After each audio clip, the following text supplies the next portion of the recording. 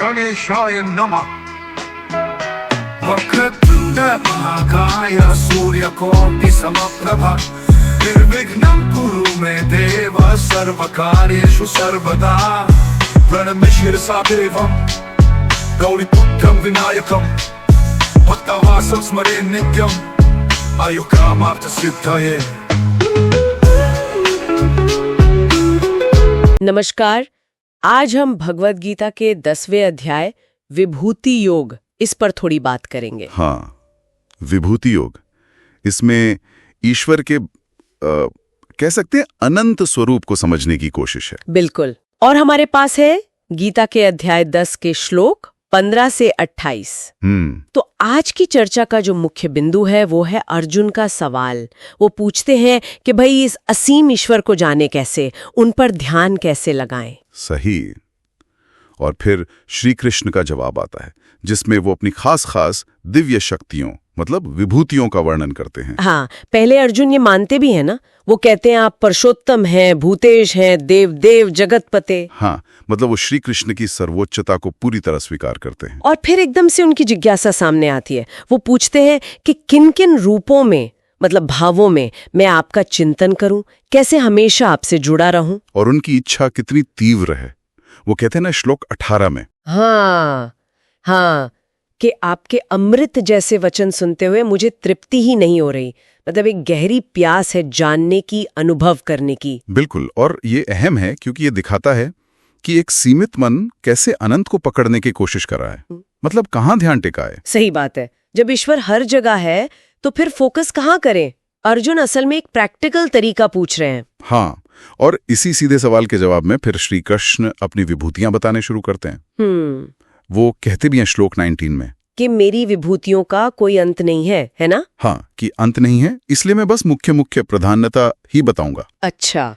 और शुरुआत करते हैं सबसे बुनियादी बात से। श्लोक 20 में कहते हैं, हे गुडाकेश, मैं सभी प्राणियों के हृदय में स्थित आत्मा हूँ। मैं ही सबका आदि, मध्य और अंत हूँ। ये समझना ही सबसे जरूरी है। परमात्मा कहीं दूर नहीं, यहीं भीतर है। ये आभार समझने के बाद एक सवाल मेरे मन में आ रहा है।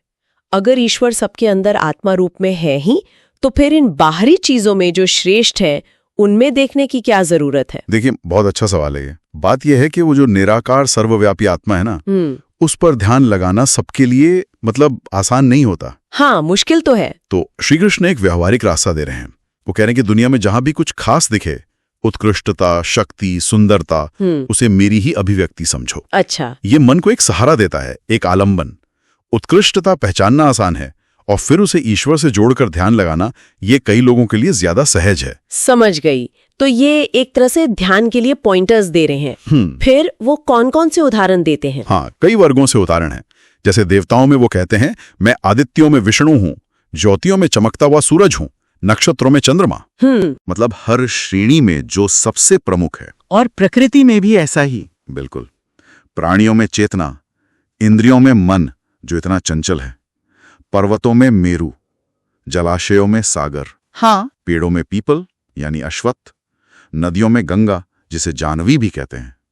ये सब अपनी अपनी जगह श्रेष्ठ हैं, महत्वपूर्ण हैं। और भी उदाहरण है, जैसे महर्षियों में भृगु, देवर्षियों में नारद, पुरोहितों में बृहस्पति, सेनापतियों में स्कंद। हाँ, और शस्त्रों में वज्र, धनुर्धारियों में श्री राम का उदाहरण तो और भी गहरा है ना। हाँ, क्योंकि वो तो स्वयं अवतार माने जाते हैं। सही कहा। फिर घोड़ों में उच्चयश्रवा, हाथियों में अरावत, मनुष्यों में राजा, ये सब श्रेष्ठता और नेतृत्व के प्रतीक हैं। और यज्ञों में जप यज्ञ, ये थोड़ा अलग है। हाँ, ये खास है। जप यज्ञ सबसे सरल, सबसे आंतरिक यज्ञ है। और पूरी वाणी में वे कहते हैं, मैं एकाक्षर ओम हूं। तो इन सब उदाहरणों का निचोड़ क्या है, मतलब सार क्या समझें? सार यही है कि श्री कृष्ण हमें एक नजरिया दे रहे हैं। दुनिया की जो विविधता है, जो उत्कृष्टता है, उसमें परमात्मा की झलक देखना सीखो। अच्छा। ये सिर्फ एक लिस्ट नहीं है, एक ट्रेनिंग है। जहां भी कुछ असाधारण दिखे उसे ईश्वर की अभिव्यक्ति मानो। इससे ध्यान लगाना आसान हो जाता है, सगुण हो जाता है। तो संक्षेप में कहें, श्री कृष्ण अपनी खास विभूतियों के जरिए ये बता रहे हैं कि दुनिया की श्रेष्ठ चीजों में ईश्वर को देखकर अनंत का ध्यान किया जा सकता है। बिल्कुल। मुख्य सीख यही है कि अपने आसपास की दुनिया की महानता को, उसकी विविधता को परमात्मा की ही अभिव्यक्ति समझें। हर श्रेष्ठता में उसी की झलक देखें। और जाते जाते हमारे सुनने वालों के लिए एक विचार छोड़ जाते हैं। अगर परमात्मा सचमुच हर चीज के सर्वश्रेष्ठ रूप में मौजूद है, तो इस नजरिए को अपनाने से हमारे रोजमर्रा के जीवन को और दुनिया को देखने का तरीका वो कैसे बदल सकता है?